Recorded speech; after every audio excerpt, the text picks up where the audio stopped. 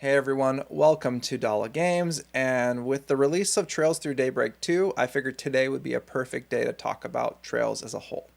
Now, Trails is a sprawling epic of interconnected stories, deep characters, and tactical turn-based combat. But honestly, who's got time for that?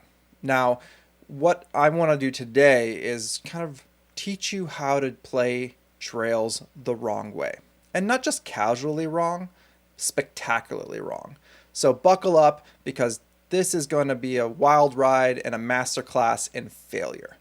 By the end of this video, you'll be a certified expert in how to ruin one of the greatest JRPG series of all time.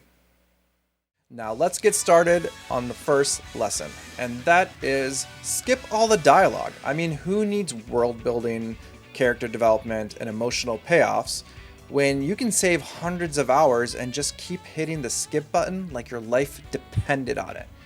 Now, honestly, who needs context when you've got fast travel and the turbo button? Because instead of getting bogged down by heart-wrenching character arcs and world-changing conspiracies, you can focus on the real reason you're here.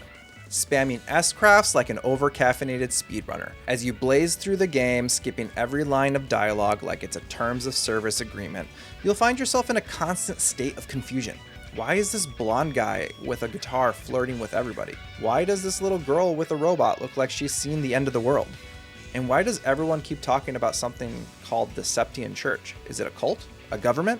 A really niche gym membership maybe? You'll never know, because you skipped that explanation. But hey, at least you'll get to enjoy the thrill of not knowing why you're fighting the boss, or why it's emotionally devastating when a character you don't recognize sacrifices themselves. And let's not forget the NPCs. The Trail series is famous for its towns full of characters who have their own lives, stories, and even evolving dialogue as the game progresses. But who's got time to talk to them? You've got a world to save. Or at least you think you do. You're not entirely sure because you skipped that part where they explain the plot, but you'll charge through the game completely oblivious to the fact that the old man in Roland is actually a retired bracer, or the little kid in Crossbell talking about his dreams of becoming a novelist is setting up a major emotional payoff 50 hours later. But hey, at least you'll save time, right? Playing the Trails games while skipping dialogue is like watching a soap opera on mute. You'll catch the dramatic moments, but you'll have no idea why they're happening. So go ahead, skip to your heart's content, but don't be surprised when you're 80 hours in and still have no idea who the main villain is or why everyone is crying. Adios help you. You're gonna need it. Now that we're done with lesson 1, let's move on to lesson 2. And honestly, playing the Trails games wrong is in itself an art form. And what better way to master art than to completely skip any sort of tutorial that you'll ever come across, honestly. Now, what you're going to be doing is you're going to skip every tutorial and treat it like it's some sort of side quest for fishing. You're not going to read, nobody reads those tutorials at all. You just kind of wing it and figure it out. Now, who honestly needs to know about turn order, arts, quartz setups when you can just completely wing it? Sure, the game tries to explain how to optimize your party, but where's the fun in that? Real Trails fans go in blind, mash some buttons, and pray to Adios that something works. You'll know you're doing it right when your entire party is KO'd by an encounter with a group of abyss worms. Now, next, let's ignore the orbment system entirely. Who has time to figure out which quartz does what? Just slap whatever shiny rock you find into your character's slot and call it a day. Who cares if Estelle ends up with a bunch of fire-based arts when she's fighting a fire-immune boss? That's what S-crafts are for, right? And speaking of S-crafts, spam them relentlessly. Forget about strategy or conserving CP, just unleash your ultimate moves on every trash mob like you're auditioning for some sort of JRPG highlight reel. Bonus points if you run out of CP right before a boss fight and have to spend 20 minutes grinding to get it back. Finally, you're going to treat the Trails games like a visual novel. A visual novel that you don't care about the story, and you don't care about the tutorials, and here you go, skipping all the combat tutorials, you're ignoring the mechanics, and you're getting absolutely demolished in every fight. And when you inevitably hit a wall because you don't understand how to use crafts or arts effectively, just blame the game for being too hard. After all, it's not your fault the developers expected you to pay attention to their carefully crafted tutorials. Now let's get started with our next lesson, and this lesson is quite a controversial one. So Across the internet, one of the biggest topics that everyone likes to talk about in terms of Trails is where to start the series. Or where should you start the series? And that's usually, people arguing across whether you start at Trails in the Sky, or, start with the newest arc with Trails of Daybreak, or maybe with Trails of Cold Steel. So there's lots of opinions out there. But if we're going to focus on how to do it wrong, we got to start at an end of an arc. So for instance, let's start with Trails of Cold Steel 4. Or, start Daybreak 2.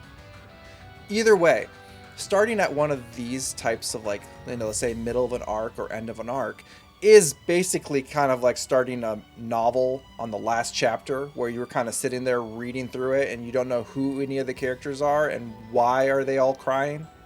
Now let's say, what if you started the Trails journey on Trails of Cold Steel 4? Because honestly, why not? It's a cool title and the box art looks epic. Sure, it's like the 11th game in the series and the 4th game in this specific art, which is known for its interconnected storylines. But who needs context when you've got guts and a complete disregard for narrative coherence? As you boot up the game, you immediately are greeted by a cast of 30 plus characters, all of whom seem to know each other intimately. There's a guy named Reen who everyone treats like a hero, a pink-haired girl who's way too cheerful for someone who's in the middle of a war, and a little girl with a robot who looks like she's seen things no child should ever see. You'll spend the first 10 hours wondering who these people are, why they keep referencing events you've never heard of, and why everyone is so obsessed with something called the Divine Knights.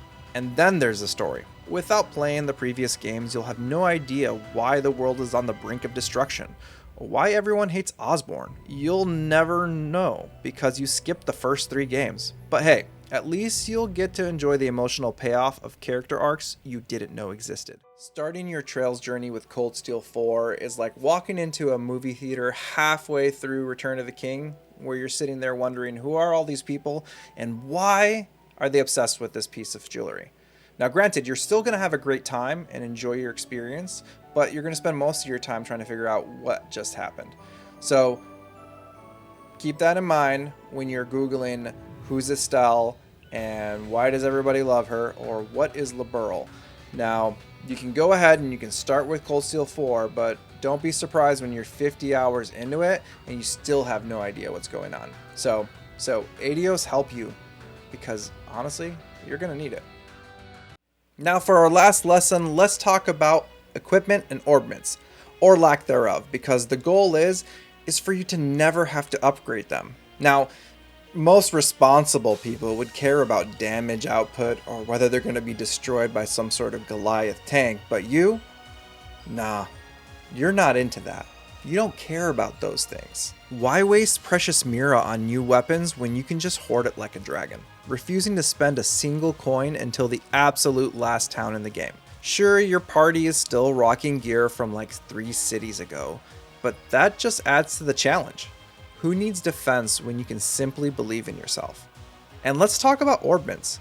Those little magical circuits that supposedly determine your ability to use arts and buffs.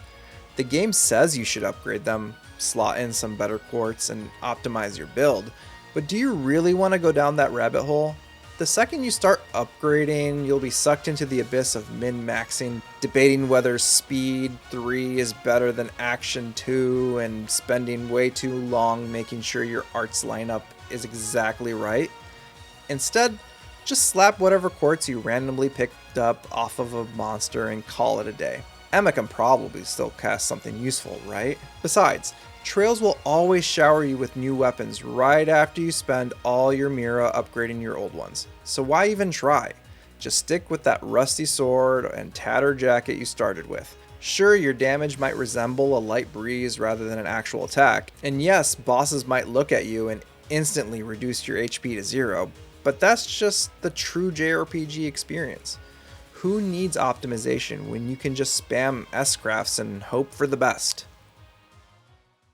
And there you have it, the ultimate guide to how to not play the Trails series. You guys all have earned your master's or your PhD in this great curriculum. And you can go ahead and pat yourself on the back, take that tassel, move it to the left or right, I don't remember exactly, it's been too long. But ultimately, guys, it's not about enjoying the journey. It's about the terrible decisions that we've made. And it's about also laughing at our incompetence in how we play this game.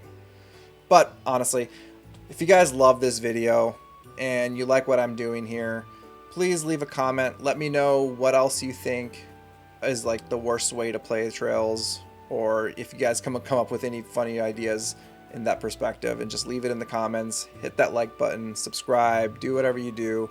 But at the end of the day, I appreciate everyone who's sticking in and checking out these videos.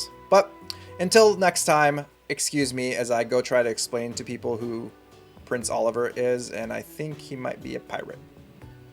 Take care.